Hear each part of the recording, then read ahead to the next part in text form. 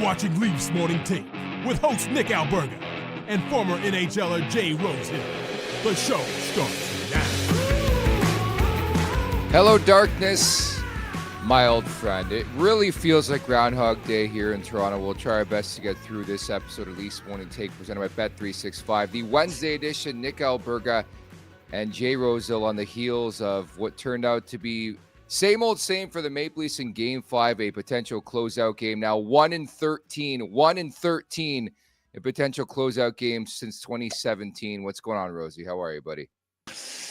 I'm more annoyed than I was last night. To be honest, I wasn't full scorched earth last night. I'm sitting here going, man, if you just won the third game to come up 3-2, blah, blah, thinking of different ways to look at it. I believe they'll win the series still, but then the rest of it sinks in, and I'm kind of pissed off this morning. I'm just a little bit beyond disappointed for sure. I'm very annoyed. Yeah, it's probably the best way to phrase it. Should mention as well, our Super Chat charity partner this season is Sick Kids, so get those in. Want to make sure your question or comment gets on the show. Hit us up with a Super Chat. Proceeds from our Super Chat go to Sick Kids, ranked the #1 research-intensive children's hospital in Canada and third in the world. Did you see who's up 3-2 in their series?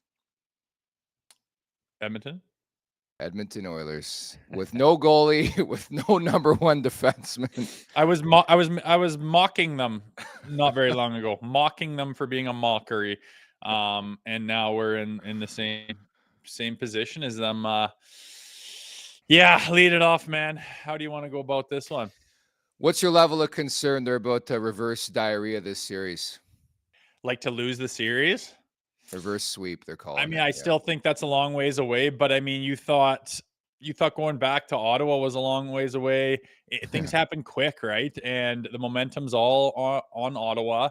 And just it's that same old familiar puckered ass feeling that I think that's all that Matthews and Marner and Nylander have ever known is puckered ass and then lose, and then they're almost like used to it, and they've done it so many. Like their numbers are out of like 1-13. It's not 1-4. It's 1-13. Like it's incredible. 0-for-30 on the power play, like in those deciding games. Like, oh, you're too fucking good for that. You're supposed to be too good. Like it's this crazy anomaly where how is that possible? How have you had that many cracks at it for a big old goose egg? Like they should be embarrassed by it, and their pushback to rectify it should just be so blatant and astronomical that it's just leaping off the page, and it doesn't really allow anyone to get on their case. But again, it's just the numbers build and it's becoming a mockery, and it's kind of embarrassing to be a part of, and only because there's so much hope on the other side of it the rest of the time. You want to believe in this crew. They're so good. And then they do this shit and their numbers are pathetic. 1-13, 0-for-30 on the power play in deciding games where you can clinch a series. It's unfathomable. It really is. And unsurprisingly, we had a good time at Greta Bar last night, despite the loss. So thank you to them for their hospitality. KPG was on scene, bringing it as per usual, sends us this Super Chat in support of Sick Kids. Last night, Matthews promised fans, we will be back. I think that's stemming from Brady Tkachuk saying that after the Game 4 victory in Ottawa on Saturday. And he was right. They came back, strong effort. But ultimately, this one's on the players. I can't blame anybody else but the players and the core four specifically. Like, there's so many revolting numbers from not just this game, but previous potential series clinching victory or games. Like, they were -18. And I know 2 empty netters, but the core 5, we'll call them, you include Matthew Nyes. How do you go -18 in a playoff game? Like, that is so hard to do, yet they did it. And it seems like year after year after year, I feel like I have the word idiot like markered on my forehead, where it's like I buy into the hype. I say this team's different. And then they come out with an effort like that one, where it's like they look so disinterested. They look like Ottawa was just going to give them the series. Like, hey, you know what? We don't want to play anymore. You take the series. That's it. Go get ready for the Florida Panthers. Unfortunately, hockey doesn't work that way.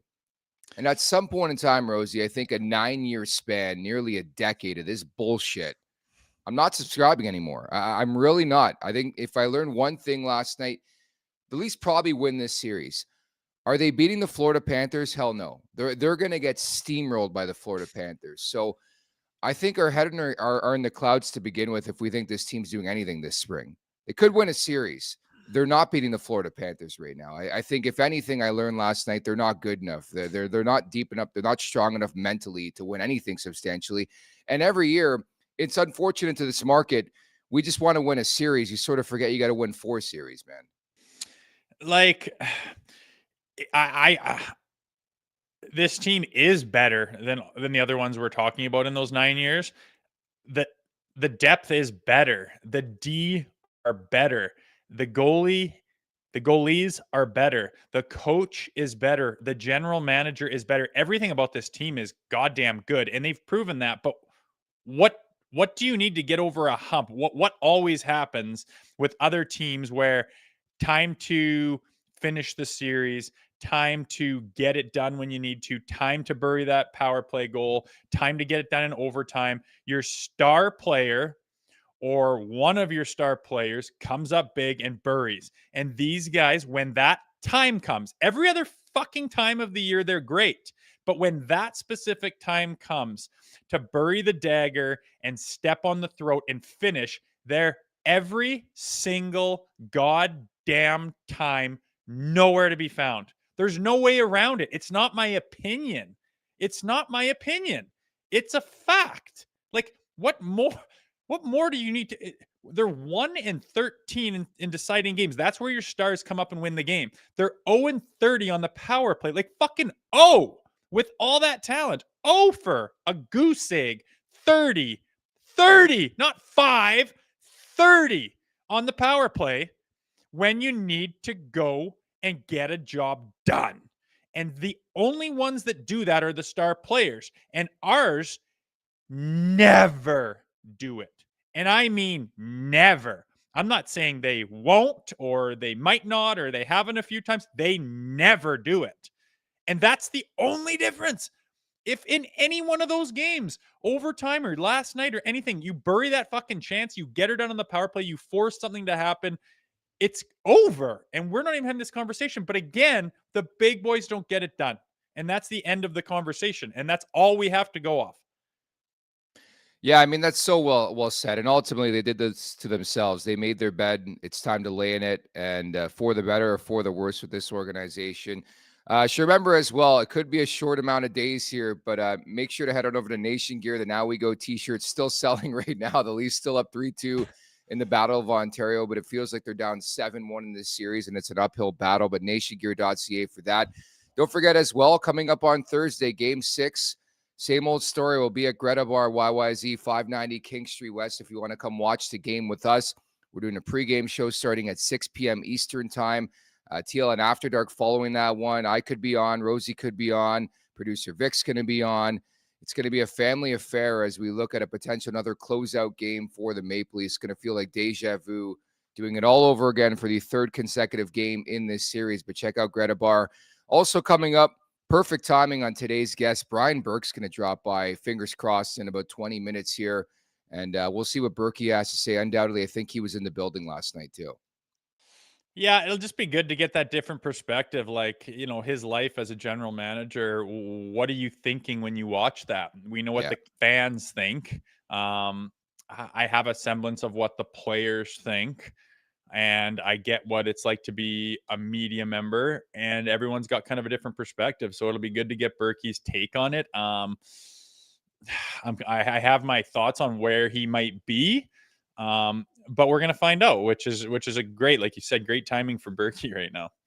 I think there's going to be a calm, cool, and collected nature to Berkey. I don't think he's going to overreact. I think we're looking for that clip. It's not going to happen today. But anyways, in support of Sick Kids, thank you so much for the super chat. One of my favorite handles in our chat consistently. Willie on crack. Wasn't on crack last night. If they lose Game 6 and pull off a Game 7 win, at that point, they've proven they won't be able to handle Florida, and it'll be another second-round exit. Yeah, we lose the plot every spring. Win the series, win the series, win the series. For example, Carolina, I think, advanced to like their 7th consecutive second round last night. Easily breezed by Sheldon Keefe's New Jersey Devils in 5 games. Yet in this market, It's like a full-on celebration when they get to round 2 because it never happens. It's happened once in the last 21 years. Like, the numbers are mind-boggling. They honestly are. And I hate when Leafs Nation is the brunt of jokes and commentary on X and social media, but it's understandable, man. Like, you couldn't even create these numbers, honestly. They don't seem real. They're video game-like. It's wild. And if they were just... That's what's such an anomaly. I mean, Jekyll and Hyde, we haven't even used that all year long. They have not given us that.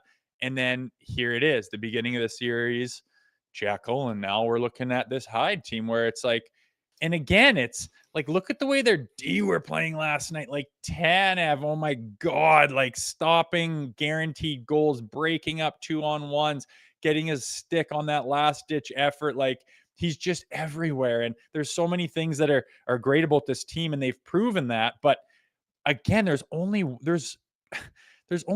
thing. Like, do you want Scott Laughton to go win that game? Like, it's not Austin Matthews' job. Yeah. Really? Like, is Lorentz supposed to be the hero, or isn't Mitch Marner?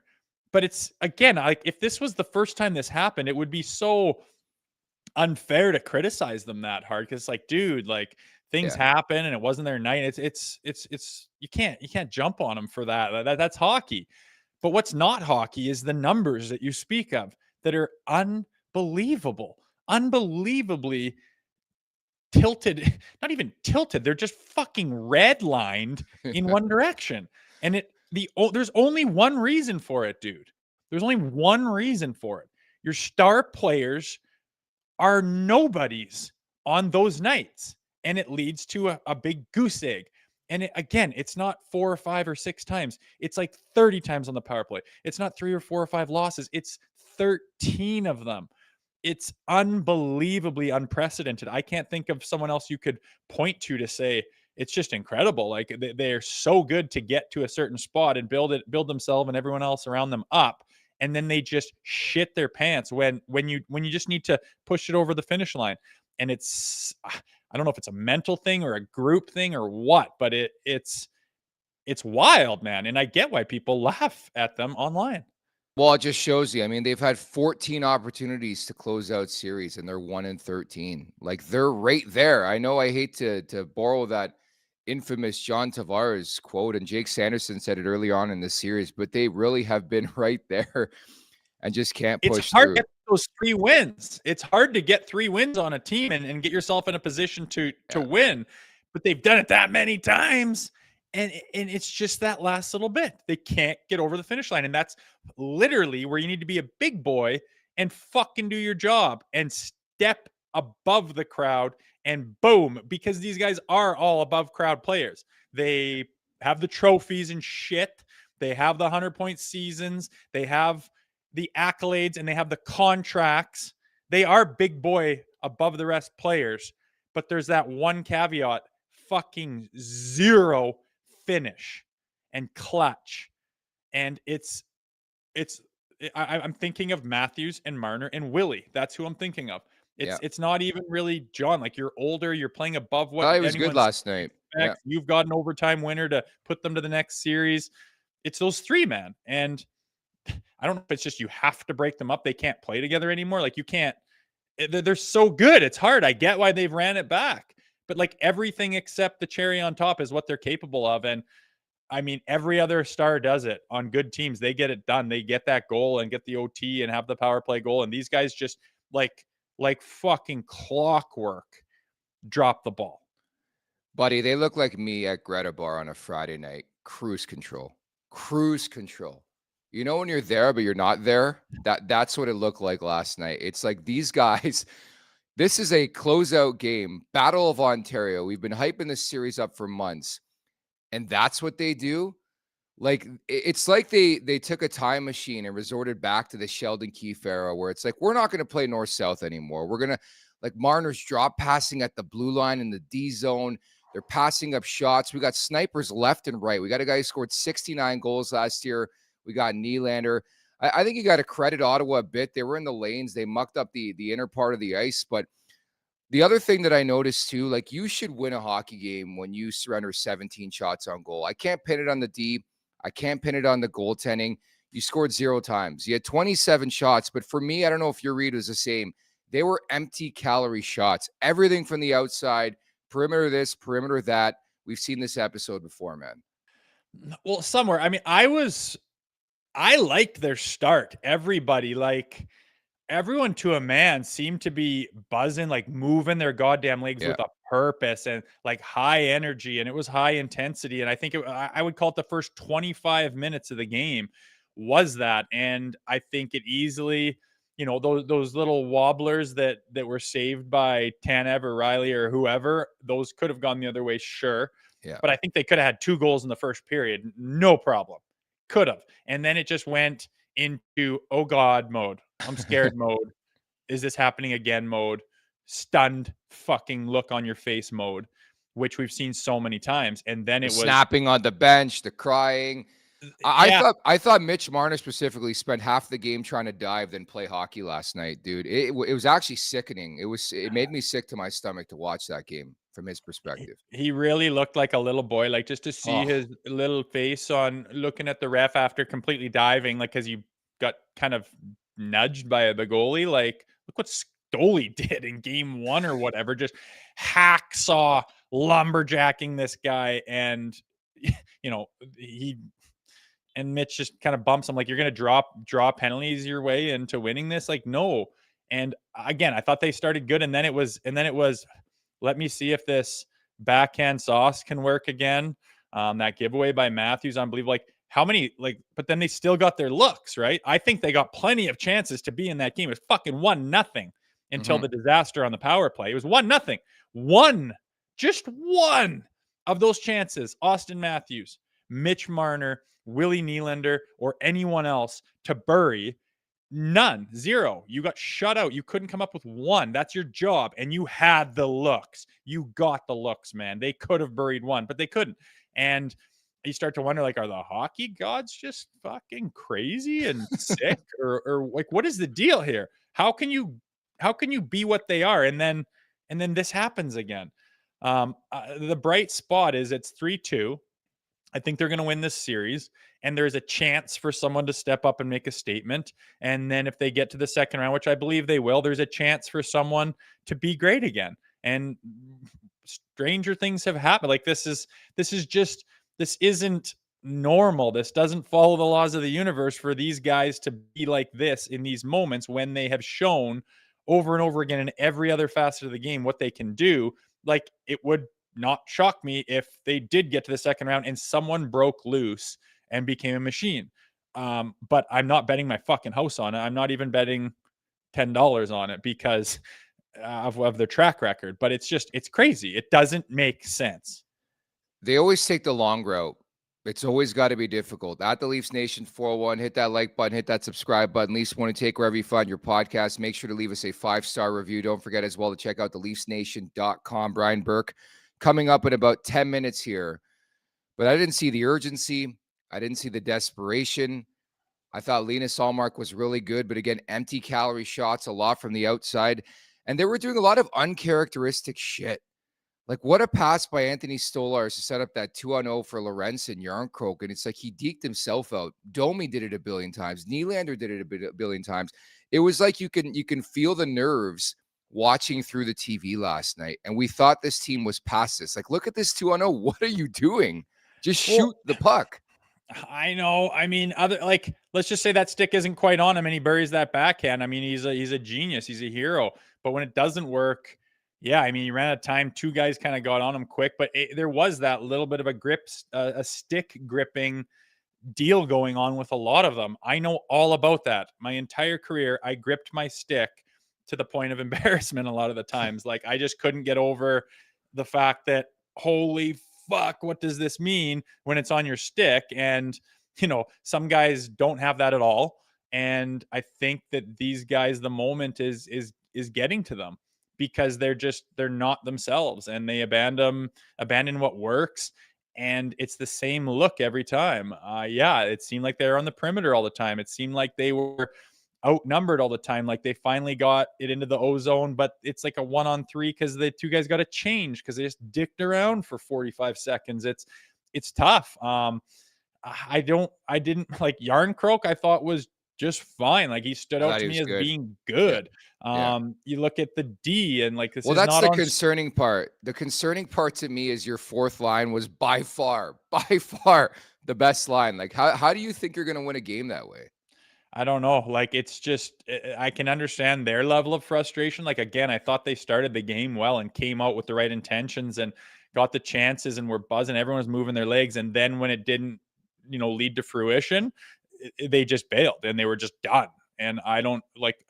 It's unbelievable that that's the case. Like Willie's back check. Like how do you explain that? What are you supposed to say about that? Like if that was him going for a breakaway, you think he wouldn't have more legs? I get it. You're tired. I know what it feels like for your legs to be shot and there's nothing but lactic acid, but you can dig deep and find a lot more when you think you're toast. I promise you. And like I said, if that was for a breakaway, he would have had more, but then he's caught gliding watching to end your game. Like it's a tough look. I don't know how they justify it. Like if they were just putting their balls on the line and going everything they have and emptying the tank every single goddamn shift and they come up short here and there. Fuck, I can live with that all day. I'll back you to the end of time. It doesn't look like that though. And that's what I think everyone gets so worked up about and frustrated for.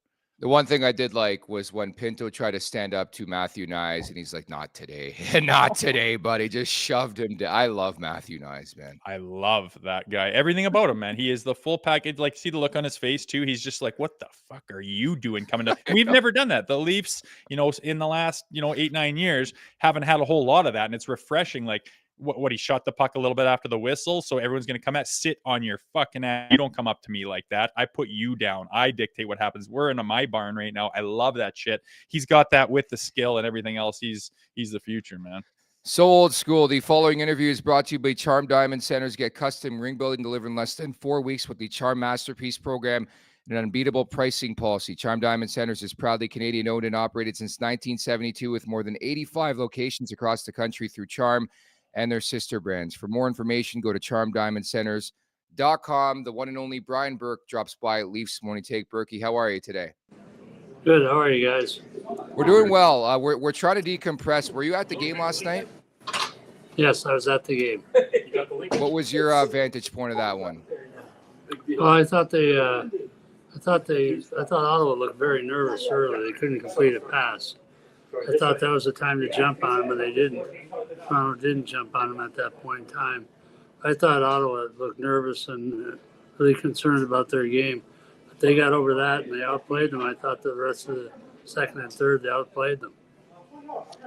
Berkey, we're talking this morning about 1-13 in series clinching games, 0 for 30 on the power play. It's not it's a pattern clearly. What do you attribute that to with this group? Well, I think it's a different team. I think those stats are meaningless for this group. I really believe it's a differently constructed team. They've got more grit. They've got better defense. I don't think that would I would dwell on that at all. I wouldn't let those stats anywhere near the room because I don't think it's material. The fact that the team has a losing tradition in big games has nothing to do with this group in my mind.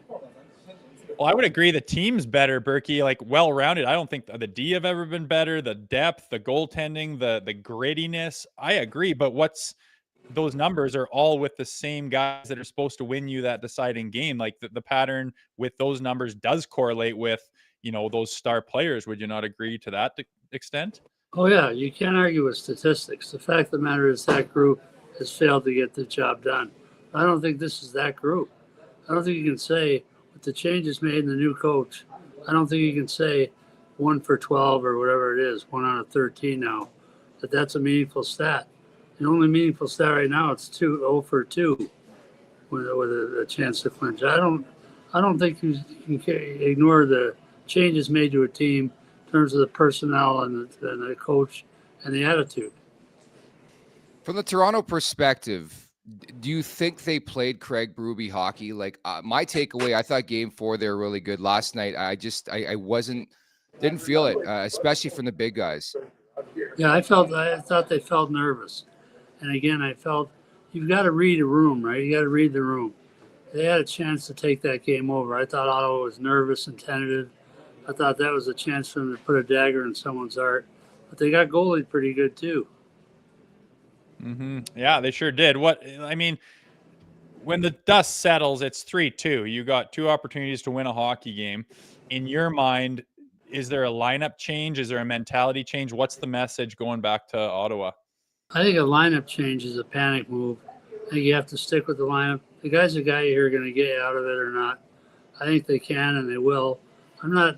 The odds is when you get down 3-1 in a series, I think the statistics are 81% of the time, the team with 3 wins ends up figuring out a way to win it.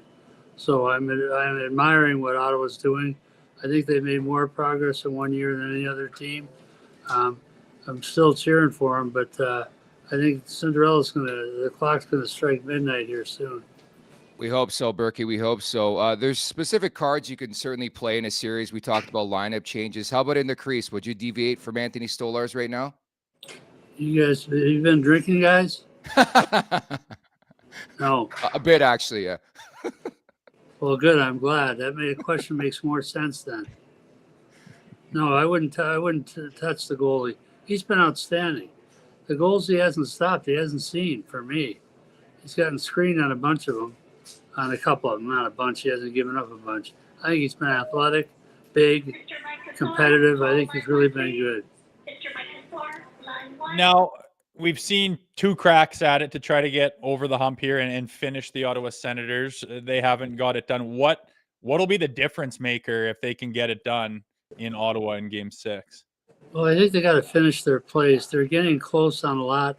You got to finish your plays. You got to get that puck to the side of the net and bang it in.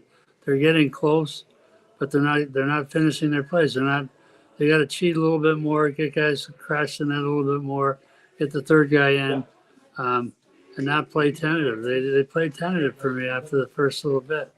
So I think they just got to say, look, we've done this before. We'll do it again. You play their game, which is Leaf hockey, which is bang, work hard. But I wouldn't panic at this point if I were at Toronto. Okay, I want to tap into your GM brain and look at Brad Treliving, like the day-to-day as a GM in the Stanley Cup playoffs. Like, how close to the team are you on a daily basis? Me? Not close at all. But as a GM, like in general. Oh, it's a GM. I mean, I watch hockey every night. It's all we do in my house. So I'm plugged in pretty well. I read a lot, but I don't bother Tree much. He doesn't need me telling him what to do. Berkey, as a GM mind, though, not to get ahead of ourselves, I realize there's a lot to happen here, but if this team flounders or ends the season below expectations with decisions to be made on the Tavares front and the Marner front, after this run in this season and looking what they've built and say they don't get by Ottawa, say they get smashed by Florida next round and it just doesn't end the way they want, what's your play as a general manager with this team? Well, that's a fair question, but I think it's a premature question. I wouldn't that's pure speculation. If this happens, what would you do?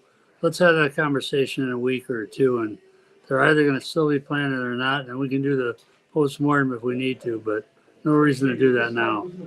Again, you're coming back on then, I guess. The statistics are very clear here. It's a daunting task. It's very difficult to come back from 3-1. I've had 2 teams do it, but it's difficult. Let's talk about a positive to wrap here. Matthew Knies, we've been so impressed with this kid. I was talking before he came on. I'm sure you saw it about just a stand-up play on Pinto. What have you made of the evolution, the progression, the development of this kid in 2 and a bit short years here? Well, first off, he's a great physically gifted player. He's big. He's 6'3", 225. He's got great foot speed for a big man, and he's growing in front of our eyes. He's improving as a hockey player almost daily.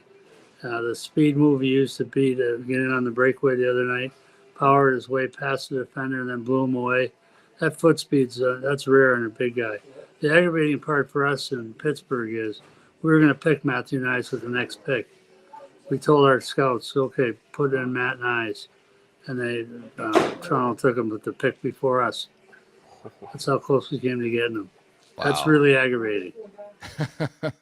I bet, man. He is turning into something special. Berkey, thank you so much for catching up with us. Enjoy the rest of the series, okay? Thanks, guys. Appreciate Our pleasure. Berkey. There's Brian Burke breaking it down. And yeah, a lot of moving parts to this series. I honestly feel it's a fair question to ask about the crease. And it wasn't more about Joseph Woll and Anthony Stolarz. It was more about like a change. I think this team needs a boost. They've lost back-to-back games. If I'm Craig Berube, I'm looking for some sort of lineup change, whether it's Nick Robertson, whether it's Woll. Like if Woll doesn't work out in game 6, you go back to Stolarz. Like I think these guys are on par with each other. I'd have no issue doing that, Rosie. Yeah, hey, I get that you have Woll waiting in the wings, but we don't know where his game is at right now. Every day that ticks by is one more, a little dusting of rust on the guy, and you put him in the like it would make big news, obviously, if everyone got the news that Woll's in, Stolarz is out. I can't think of a more pressure-packed situation to be put in. It would be like a quarterback being put in in the NFC Championship who hasn't played in 7 games just because they're like, our starter's been pretty good, really good down the stretch, and now he's been pretty good, but we just lost that one, and we're gonna go to this guy. Like, why? Like, it's too risky to me.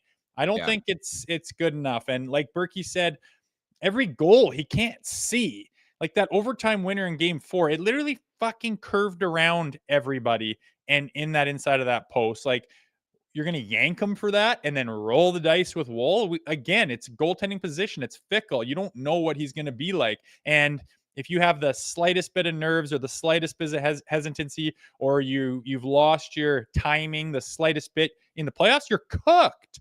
And I don't think Stolarz has done anything to warrant getting yanked. He's earned the crease and played damn well and given them a chance to win every single night. So I agree with that. As far as the skaters, I would be fine with Nick Robertson coming in, even if it's just the heebie-jeebie hocus pocus fact that he loves to bury when he comes back in after being scratched. Hell, give that a chance. I haven't loved Pacioretty. I've expected more out of him.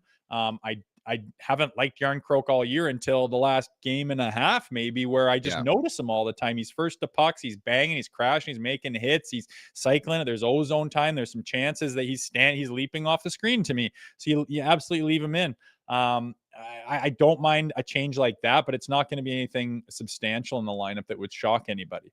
For the record, Berkey was getting his snow tires off, getting prepared for summer. So he's not a used car salesman. I know people were asking. Is he buying a vehicle and like a Mustang? No, Brian Burke's just the best, man. The guy loves talking hockey, and even though he's getting his snow tires changed, he was more than willing to come on with us. He's a beauty.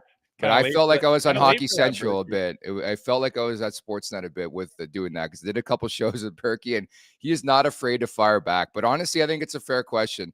I think it's a question a lot of Leafs fans are discussing amongst themselves in their group chats today. Should Joseph Woll come into this series? And again, that's not an indictment on Anthony Stolarz. I think this team needs a boost. Like, what's that going to change? I think that changes momentum in a series. I've seen so many examples of that where you make a goalie change and it gets the team going. That's all I'm thinking about. I think Stolarz has been great. You're just each game, they're one goal away from being in the game or winning the game. Overtime in game 4, 1-0 late in the game last night, and you just don't get that. Like, what the fuck is Joseph Woll being behind the guy when Marner's on a breakaway or Austin gets a chance to one? How has Edmonton won 3 games in a row with Calvin Pickard? Explain that to me. It's totally irrelevant to our story. Like, it's not. It was 0-2 in that series. They put Pickard in. They won 3 in a row. But that's because what's his name is horrendous, and they always get bad goaltending, and it's a different story. Like, they have him being funneled on every night, so they cannot win. And meanwhile, Draisaitl and McDavid are putting up 4 points in that one game, and they still fucking lose. He loses his mind. And we have solid goaltending, and we cannot score the goddamn one single goal that we need. We can score all the rest. We can't score the big one. And that is your problem. And putting Joseph Woll in there is only going to disrupt everything. And it would probably be more of the same, to be honest. He'd probably play just fine and whatever. But that's just not the problem to me. And it just creates a whole buzz and stir and controversy and a shit that they don't need. And again, you're rolling the dice with Woll. You don't know what he's going to look like. I think you know what you're getting out of Anthony Stolarz. You just need the guys we talked about at the beginning of the show to score the goddamn goal that gets you over the hump for once in your fucking careers. You're right. Don't want to bury the lead on that front. At the Leafs Nation 401, hit that like button, hit that subscribe button, because any way you slice it, Stolarz wasn't the problem. 2 goals and 17 shots. The big problem was the goose egg, where you're supposed to be one of the best offenses in the NHL, and it was butt puckering time when it mattered most in Game 5 of the Battle of Ontario, and you couldn't beat Linus Ullmark. I thought he was good. Thought they had some opportunities. You can't sit here with a straight face and tell me something's not going on with Austin Matthews. You just can't. The amount of posts this guy has hit this season is insane to me. It was the outside of the post in the third period last night, hit the post in OT in Game 4. Something's just not right with this guy. He is not controlling the game offensively the way he has in the past, namely last season when he scored 69 times. Maybe it's the playoffs. Maybe it's something else. He took a rest day after a week into the Stanley Cup playoffs. He went to Germany. Nobody knew about it. Everything's on the table for me. And that's why I've been careful in my criticism of the captain here throughout this season, because quite frankly, we have no clue what the hell's going on behind the scenes, man. We really don't.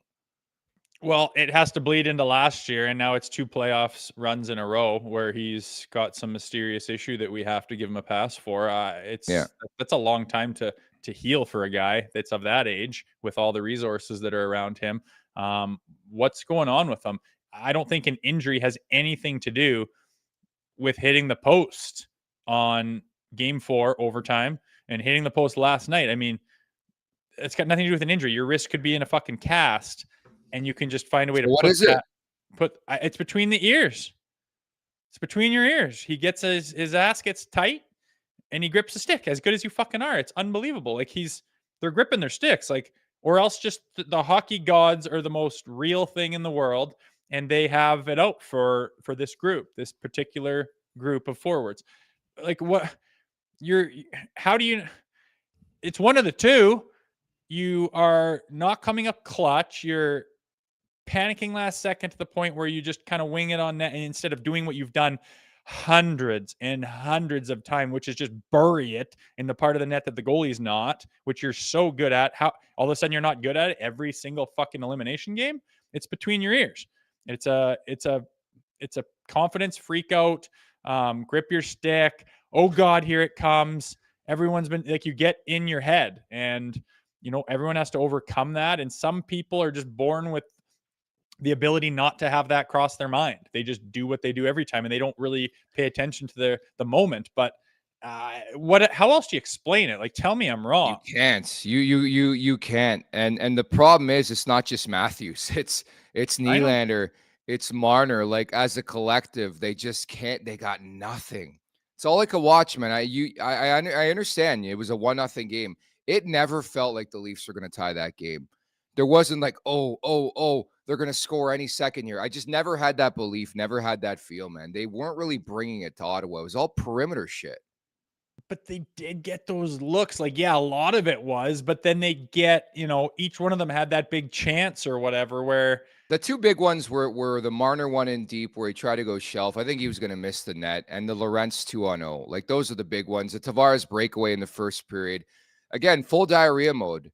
Like, anyone, Game 1, Nyes, anybody else. Like, it's just wild stuff, man. There's stuff that happens during a Leaf game when they're trying to clinch a series that you never would suspect. It just doesn't make sense. Yeah, Matthews had a breakaway, but their D-man just faded to the pass, and he had the entire thing to do something with. And how many looks has Matthews had in prime time spots where a guy of his ability, like, you have to get one of those? He's gotten like 0 of them. I'm just rattling off like 4, 5, 6 times where I'm just like, fuck, bury that, Austin. And he doesn't. He misses the net high, he puts it in the chest, hits the post, and it's like, fuck, like, what's going on? Like, people are still calling him the best goal scorer in the world. He's fucking not. You're not. The best goal scorers in the world bury when you need to the most. They don't double clutch it. They don't grip it. They bury it. And again, yeah, it's not just him. Mitch had his chances. Willie was put on a breakaway early and just stepped and tripped on his feet, and they caught him. And like, it's just uncharacteristic of these guys. Again, it's this anomaly where they're so damn good, and then when they just the last cherry on top where they need to be good, they're just not. They're just, all of a sudden it goes away. It's like you lose your mojo or you lose your powers right when you need to get a series over the hump every goddamn time. I disagree with Berkey. This is not the same. Everything about this team is different. Yeah. And that's the stuff that looks good. The only thing that's the same is the star players. And in my mind, there's 3 of them that need to get that goal. In game 4, nada. Game 5, shutout. And it's been going on for 30 opportunities on the power play and for 13 games in out of 14 tries. It's incredible. I love how fired up Berkey was for that interview. Really pushed back on the fellas today. Even my question about pardon me? Thought you were drunk. Yeah, I know. I think that was a fair question. And the other one was like the whole like day-to-day operation. I didn't ask him if he was Brad Treliving. I just asked him like the day-to-day operation of a GM in the playoffs. How close to the team are you? He was just fired up, but you can tell even this as a former GM and president years later, it still weighs on you, man. Like he is at every game. I see Berkey all the time. Like just like anybody else, he wants the Maple Leafs to do well. And when they can't produce and they can't perform and can't get over the top, it just shows you this market, man. The feel is just so tense. Like that was a very tense Berkey today. It brought me back to like his working days. Like it really did. It was cool. That's Berkey for you. Straight shooting. Like I love it. You present something that he doesn't agree with, he'll just clap it right back to you and have 0 time for it, which is awesome. The thing I did get about him, where he's like, "Have you been drinking today?" If you think about pulling Stolarz out, I mean, after game 4, I think I was vocal on Twitter about Wool. Like there was a pretty large sentiment going, "Do we go to Wool?" And it's like, what a fucking panic mode. Pull the pin, scaredy cat move. That would be, we lost a game, yank, like just panic mode, like desperation, pathetic. Your guy's been 12-0 going into that game, and he's been phenomenal. Like, who else? Name another organization who's ever in the history of hockey pulled the pin on a guy like that, because you lost 1 game to go up to be 3-1. Just because you have a pretty good goalie in the background, which you don't even know what he looks like right now. It's nice to get a look at a guy and see where he's at. That's what they did with both of them. Stoli won out easily. I totally agree. And even now, when it's 3-2 in the series, I think changing to Wool would be a complete panic move, and it would scream you're desperately hoping to throw shit at the wall and hope that it sticks. We got a poll up courtesy producer Vic. I know he's getting heat in the chat, but you guys should know that I messaged Vic and said, "Hey, can we get a poll about game 5?" And that's why it says game 5. So it's not his fault. I'm taking blame, but it should be game 6. Who should start game 6? Stolarz or Wall? But 130 votes in, 84% in favor of Stolarz, 16% for Wall. But again, that's my perspective, is that change is needed to boost this squad. And I've seen so many examples in the Stanley Cup playoffs where a goalie change is made, not necessarily because of play, and the team is boosted. That's all I'm saying. I'm not, you can ask producer Vic, man. I've given him a lot of heat in this series. I love Anthony Stolarz. I think he's been great. At the end of the day, you score no goals, you're not going to win the game. I don't think he was the issue last night. Like, this is not me blaming Stoli. It's more, how can they boost the team? How the fuck do you get these guys going after game 5 where they didn't show up? That's all I'm thinking about here, man. Just close these guys out. It's insane to me. We're doing a show today and it's a postmortem on game 5 where they didn't show up again. It's wild. I've done this a billion times on different platforms, TV, radio, podcasts. It's insane, man. It feels like Groundhog Day. Anyways, carry away. I know. If you need, in order to get this team going or have them score the goal they can't score, if you need to pull your goalie or some shit to throw someone else in, just to you're already in trouble. Then what are we talking about? Like, why do we even have a show that we believe all year long? Again, it is a mental block with these guys, and it only gets worse every time it happens. It's like, you know, if you're just trying to do a task or whatever, like throw a beanbag in the cornhole hole, and you don't do it a whole bunch of times, and then everyone's like, "Hey, everyone's watching now. You have to do it." And every time you miss, it kind of, you're thinking about the way you release it and the way you hold it in your hand, and it gets harder every time, and you get in your head, and it becomes a bigger task the more times you fail.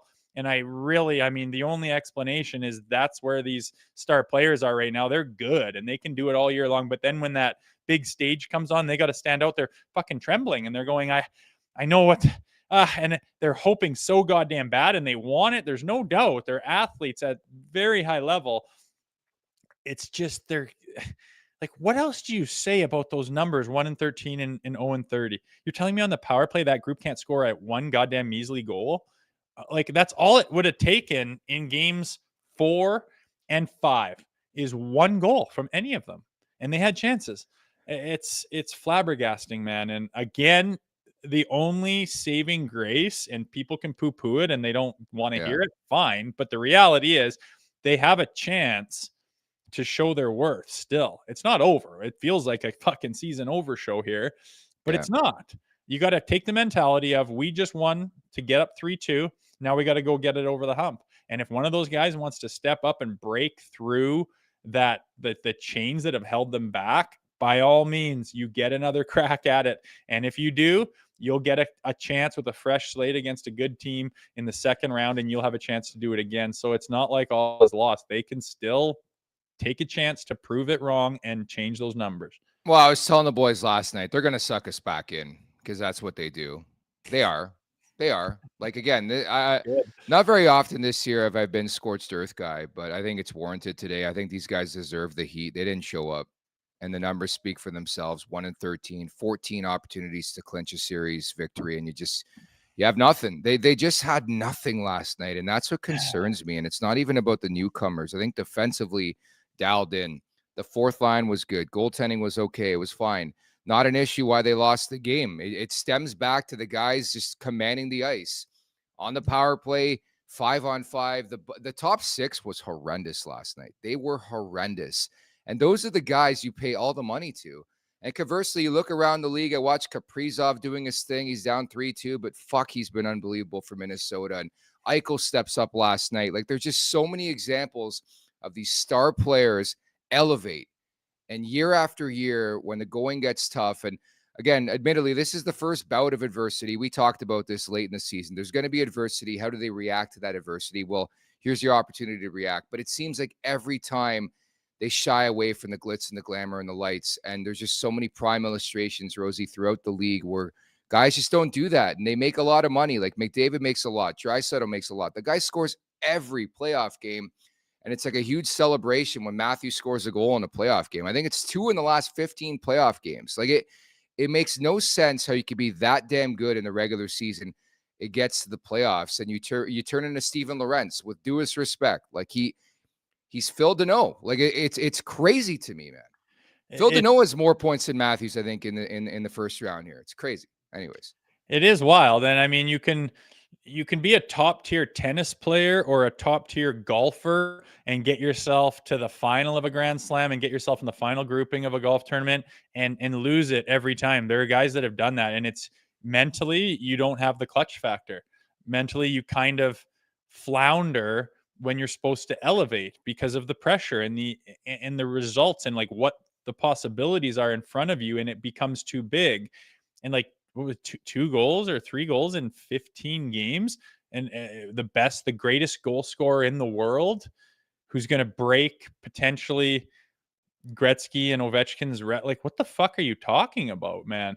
I could give a rip about 70 or 80 goal seasons, a Hart Trophy, a Rocket Richard. I don't give a rip. It literally means nothing if all you need is that one goal. Like you said, Eichel, he was dog shit at the beginning of the series. He really was. But you need one. There he comes. I'd rather have these guys struggle out of the gates and kind of have the tough ones, and then, okay, it's do or die, you guys. It's like clutch time. It's end the fucking series and stop the bleeding and flip the narrative and really get some momentum and really get some belief behind you. Shit your pants. Like, can't score in overtime. Can't even score a goddamn goal. Get chances. They're all there. Like, there's opportunity to bury. Don't. So I mean, it's so clearly a pattern. It is absolutely concerning.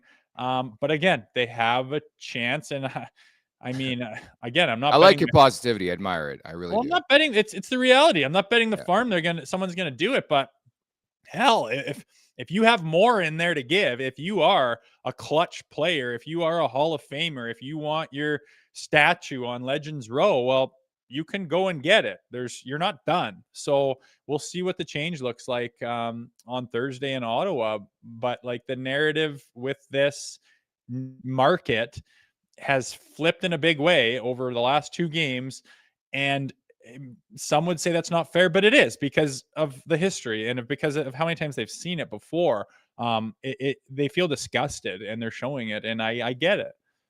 At the Leafs Nation 401, hit that like button, hit that subscribe button. By the way, if you're in the chat right now and you were at the game, I'd love your perspective on the crowd. I will tell you, watching the game at Greta Bar, that crowd seemed very, very dead in the second half of the game. There were nerves. It felt like there was just like tense energy in that building, and they just weren't loud. And I said this on the show yesterday prior to Game 5.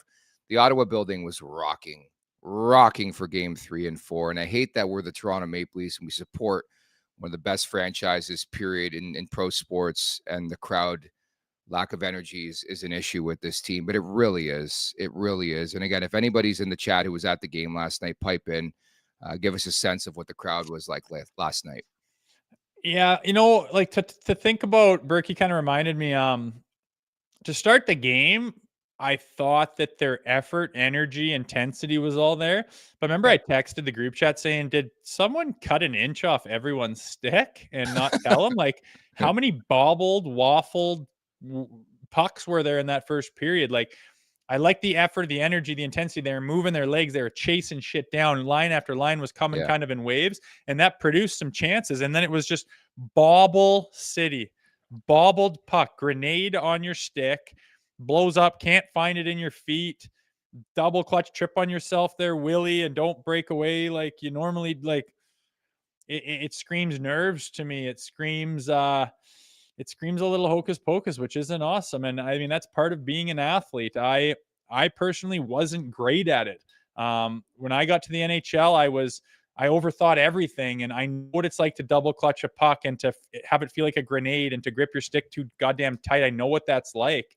And you have to overcome that. And those guys are galaxies away from me as far as skill and ability.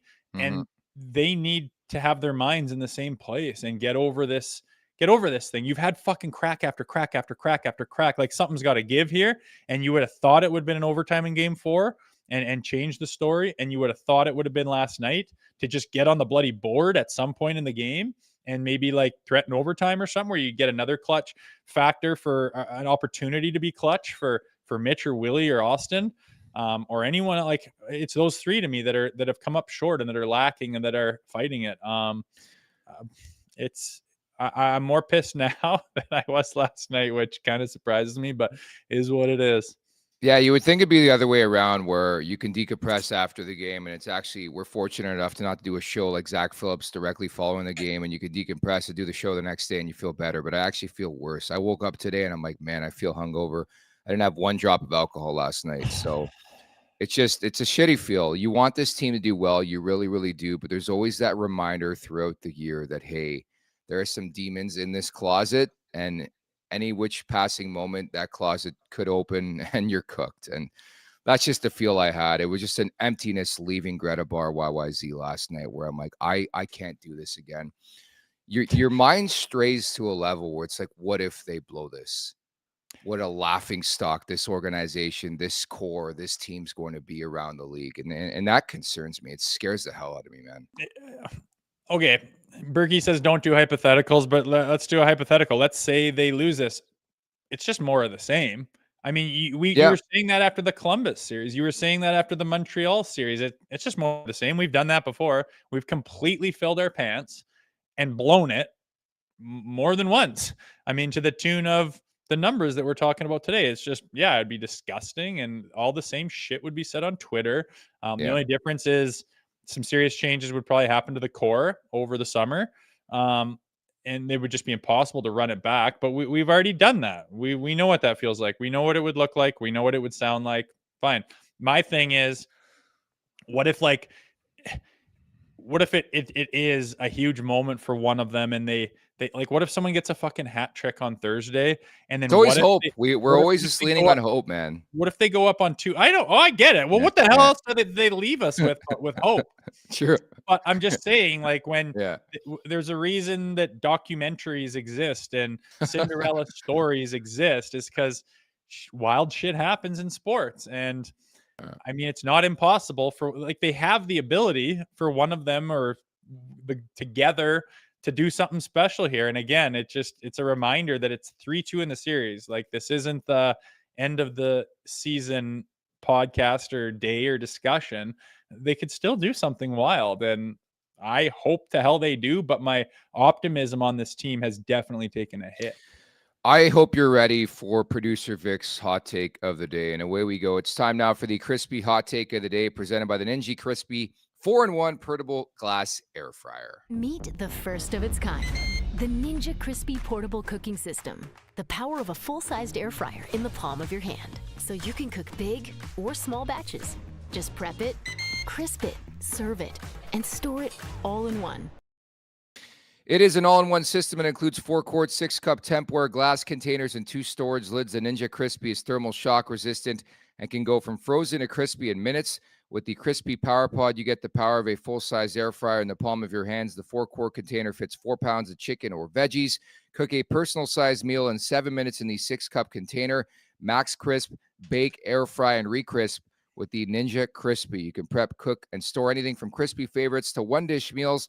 Visit their website in the link in the show description and stay tuned for your chance to win a free Ninja Crispy. Admittedly, producer Vic did not say a word following that game for about 15 minutes. He was in one last night. It carried over to the group chat, so that's full warning for what's to come here. Okay, Rosie? Okay. Hit me with this one. Producer Vic's hot take of the day. The Leafs gave the C to the wrong guy.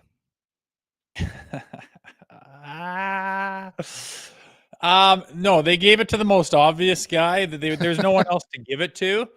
I think the argument could be, did you need to give it at all? I think that, you're always going to give it to your franchise player, and that is Austin Matthews. I'm not thrilled with his leadership. I'm not sold on him. I roll my eyes when people on TV call him the greatest goal scorer in the world. I don't see that. He hasn't done anything leadership wise remotely to make me think that he is a fantastic captain, but I just wouldn't have taken it away from John. And they've gone without a captain before. If it's not Austin, then it's nobody. I don't think there's anyone else you give it to. Like, are you giving it to Willie? Fuck no. He's got so many opportunities where he has been disinterested, and he's had so many examples, last night being one of many, where you just give up and say, fuck it, I don't give a shit. And it's just a terrible example to set. So that's not captain material. Mitch is not the captain of the Toronto Maple Leafs.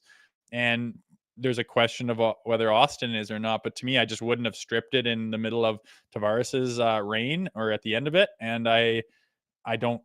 He's the obvious choice. It's him or nobody. Yeah, and to me, again, I've been around the team more than you have.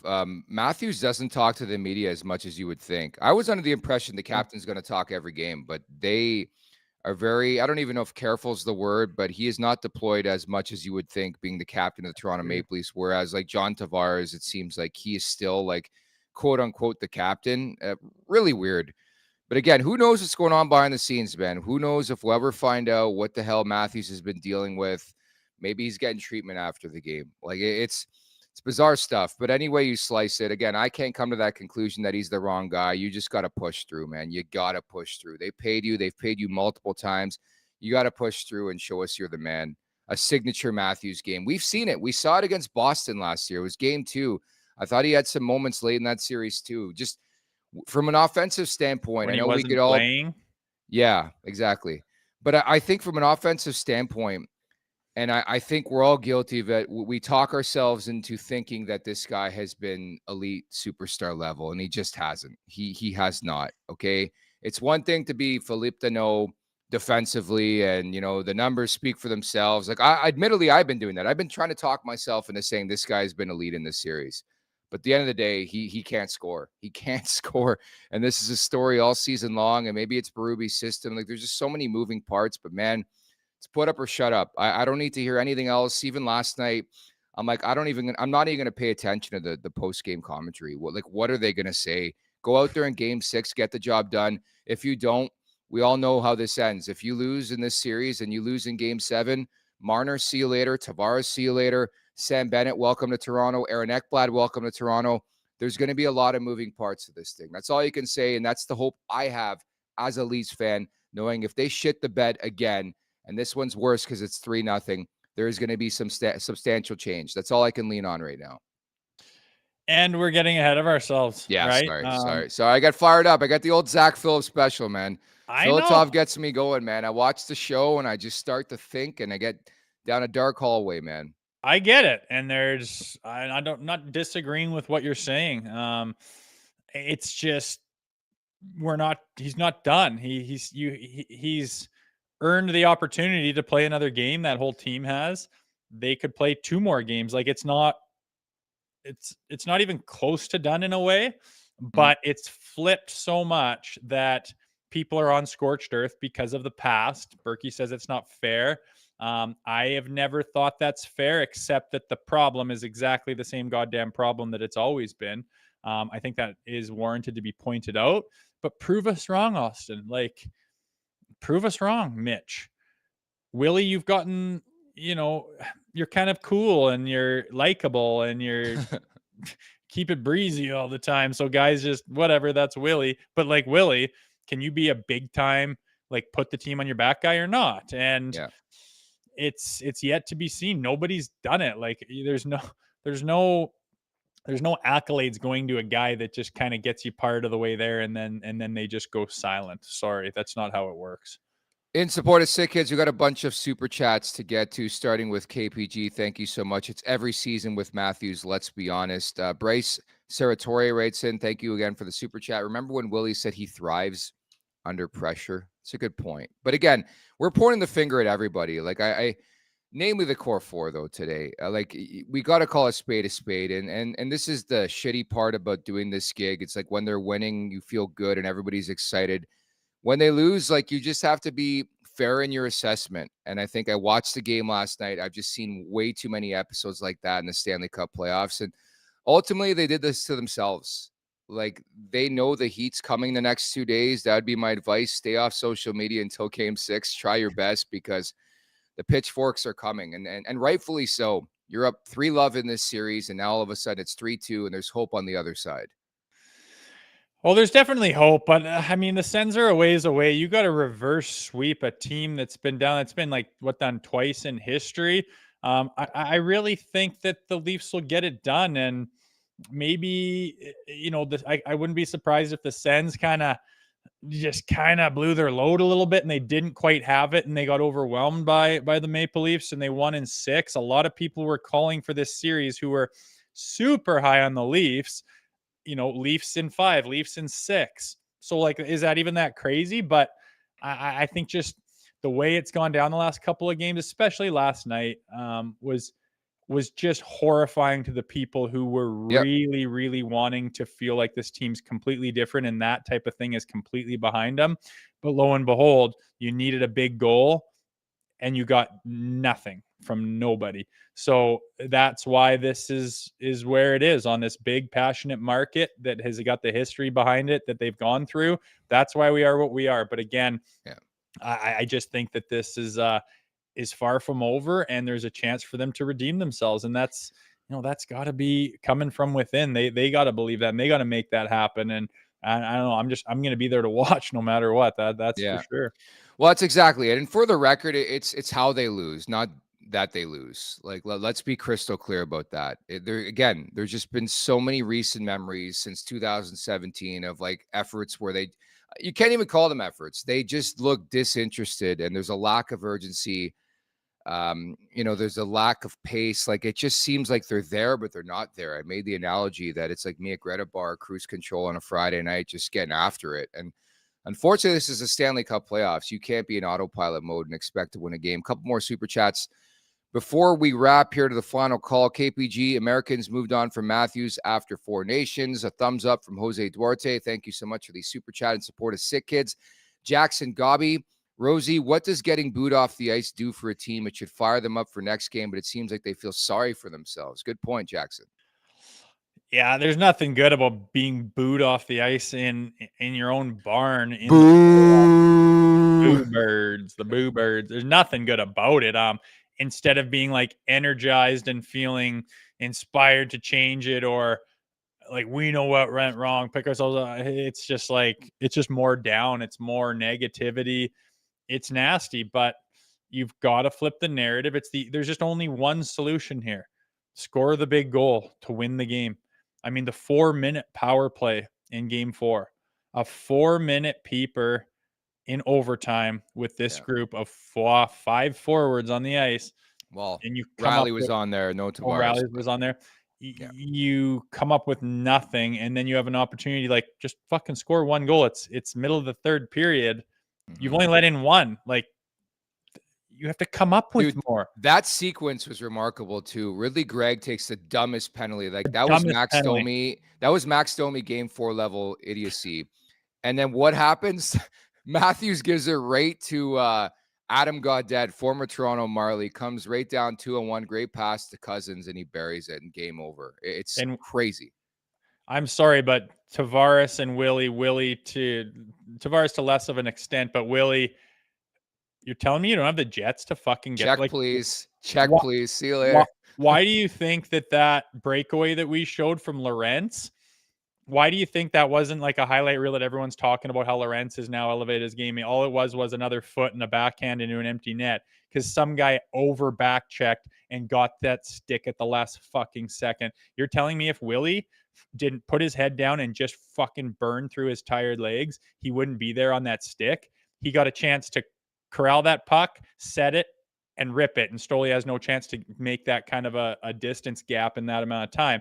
If a stick's on there, if Willie's there, you get another crack on the power play to tie the game, and it's a different story. But you fucking watched and glided. I was sickened by that. I'm a big Willie fan, man. That's that clip from like 4 years ago where the whole hockey world toasted him for doing something disgusting like that. That's your game 5 effort level when you could make a difference in, like, fucking, I can't believe that he gets such a pass, and now everyone's moving on to Austin Matthews where he was untouchable for so long. It's a terrible look, man. Look at this. Watch him. And fuck it. The controller died, man. If he went jets out from the top of the circles where he would have been right beside that guy. You just got to keep skating, and you could just get there last minute, take his stick away. I'm 100% convinced of that. If it was the other way around and he had a chance to blow by a guy and like get ground for a breakaway, he's gone. And that's what fucking sickens me, man. That is what's unacceptable.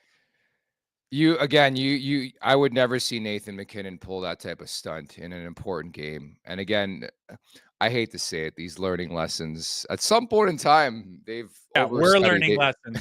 Get this fucking job done and be a lot better, or you're fucking gonzo. Big change coming if these guys don't do it. Again, all these guys got no trades. They don't, like, Matthews is going nowhere. I mean, none of them are going anywhere but the other two. So, yeah.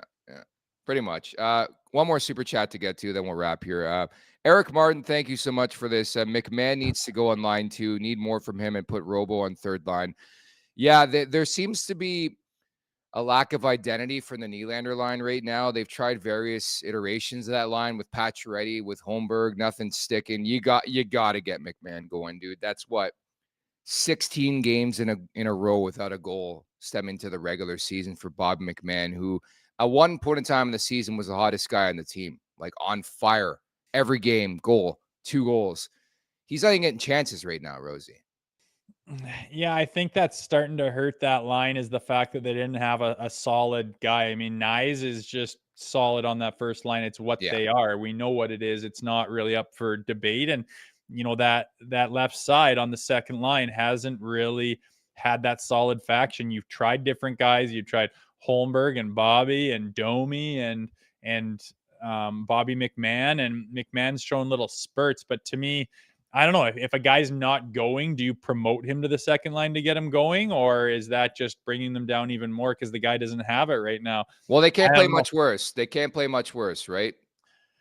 In some ways. Something will change. I would be surprised. I really think Bobby McMahon will be in. That'll be their change. I don't think Stoley's going anywhere. Chief's a 1 goalie guy. He's already mentioned that. I think it would show pure desperation to yank him. So I could see them doing that. Who comes out, I'm not sure. Who bumps up, not sure. But we're going to find out. And regardless, we're talking about layers far down from what really matters here. And I think those guys, I think they know what matters. It's just a matter of getting out of their own way and getting it done. I think it's a simple change. I think it's Pacioretty out once again and Robertson in. I'm not touching the fourth line. Holmberg, I think, is one of the faves of the coaching staff, and I think he's earned that opportunity to stay in the lineup. I know he hasn't produced, but he does a lot of really good things. So that's your change. Like Pacioretty, I was hoping for a bit more from, but he's a guy who looks like he's rusty. He hasn't played in 2.5 months and just not really providing much. Couple hits in the series, actually a bunch in the first 2 games, but like those pounding hits we saw earlier on in the season, haven't seen them.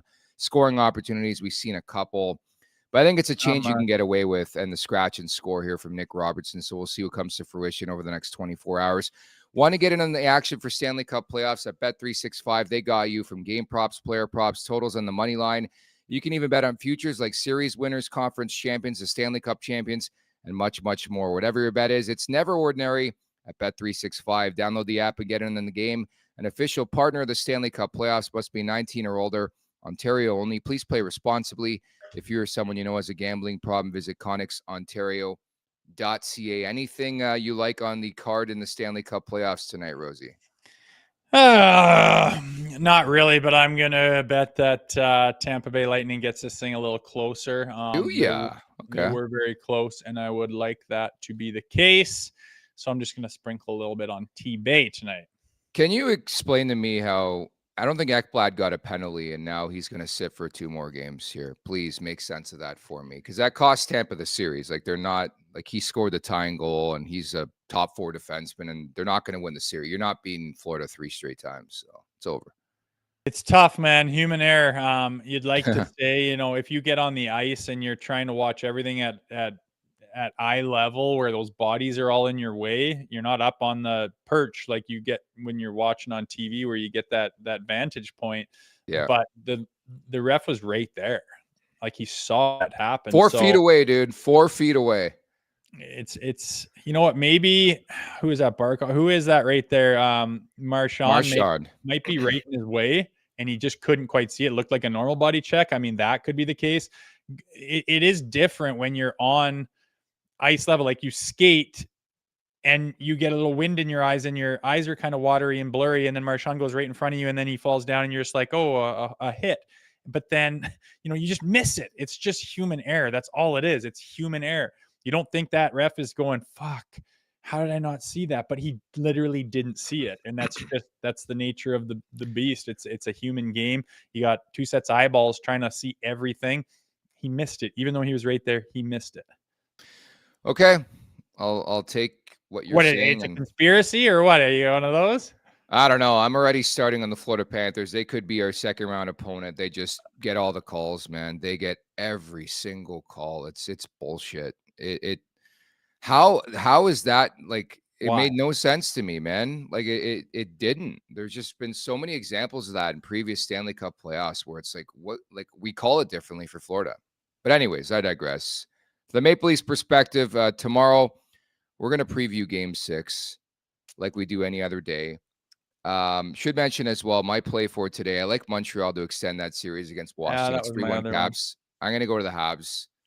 There's a team who is traditionally really good down 3-1, and we've experienced it, unfortunately, in this market.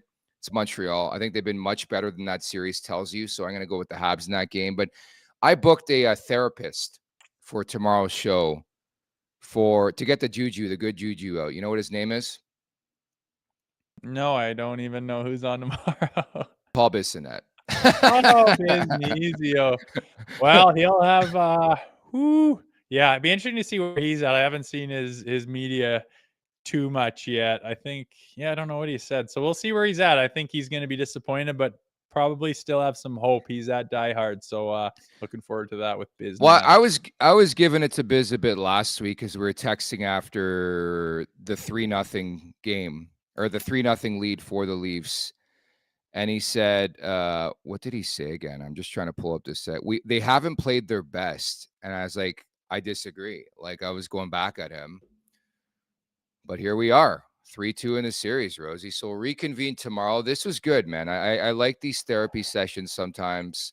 It's good to talk through things. I feel a lot better about this team. I like the positivity you brought today. Am I still really disappointed? Yes. Because Yeah, I mean, you were pretty positive today. Like, considering, a year ago at this time, you went scorched earth. You questioned if guys can raise Stanley, let alone play for him. So we've come a far way, and you're the player, and I defer to you and Berkey, guys like that who have been around it and understand it's game by game here. And there's still 2 more opportunities, 2 more cracks to put away the Ottawa Senators. But you bet your ass I feel like I have idiot Sharpied on my forehead today because I bought into this bullshit. So.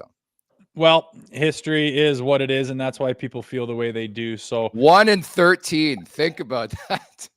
The 0 for 30 on a power plays too is mind numbing. It's like sickening, dude. Sickening stuff. How deep? But anyways, how deep into a season is 30 opportunities? Like, it's a ways down the road, and you just get 0 with your big boys, playoff caliber, the higher seed, all the trophies behind you. It's friggin' right here for that group, right here between the ears, man, and they got to overcome it or else.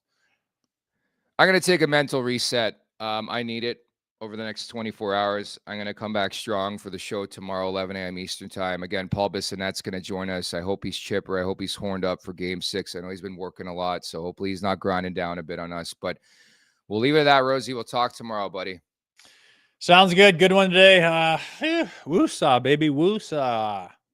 Should mention as well, there's a chance Jackie Redmond could drop by tomorrow, too. All hands on deck, man. We're in full crisis mode here at Leafs Morning Takes, so I needed everybody to stop by the show. I'd like to hear her take, too, so looking forward to it. Tune in tomorrow. Tell your friends.